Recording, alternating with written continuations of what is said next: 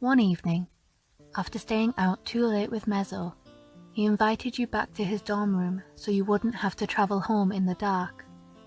It was innocent enough, and he stayed a gentleman the entire night, giving you a set of his pajamas to wear and going no further than cuddling you while you slept. The next morning, you woke to find him wrapped around you, his arms holding you close as sunlight filtered through the room's thin curtains. When you rolled over to look at him, unsurprisingly, he was already awake. "Good morning, beautiful," he fussed in earthy tones, giving you an affectionate squeeze. "Morning, Mezou," you said groggily, leaning in to place a sleepy kiss against his closed mouth.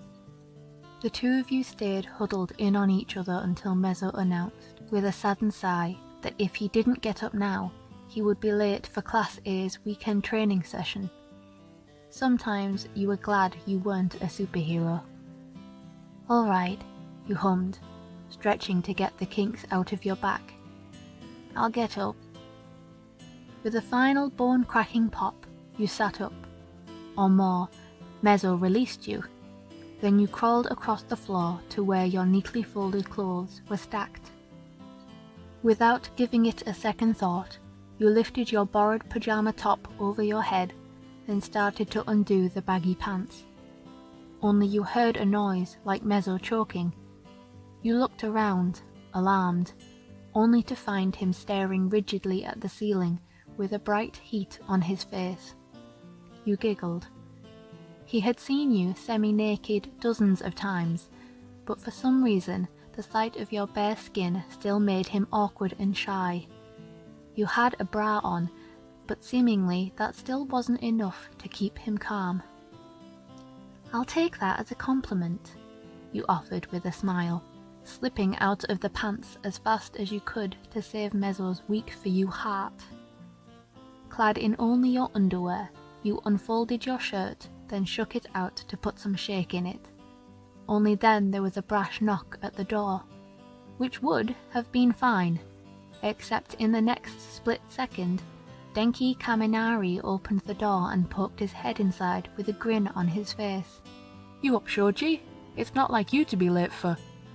With a rush of wind, Mezou shot across the room to where you were, his weakness for your naked skin forgotten as he scooped you up onto his back, hiding you within a clam-like screen of extra arms and dense membrane from Denki's notoriously perverted gaze. The electricity user blinked in surprise, not altogether sure what had happened. "What are you hiding in there?" he asked, a sly grin slipping onto his face. He was yet to notice your clothes on the floor and wondered if Mezou was up to something unspeakable. It would be a delightful twist of character if he was.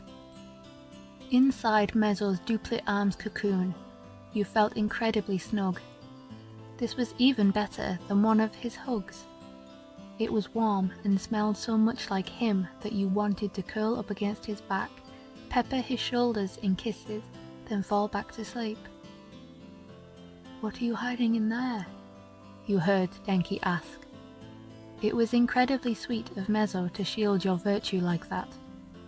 Then again, you couldn't resist playing with him just a little. As Mezou went rigid, trying to deny to Denki that he had anything on his back, you took the opportunity to poke just your head out from between the clams, then kissed him on the back of his head, taking him by surprise.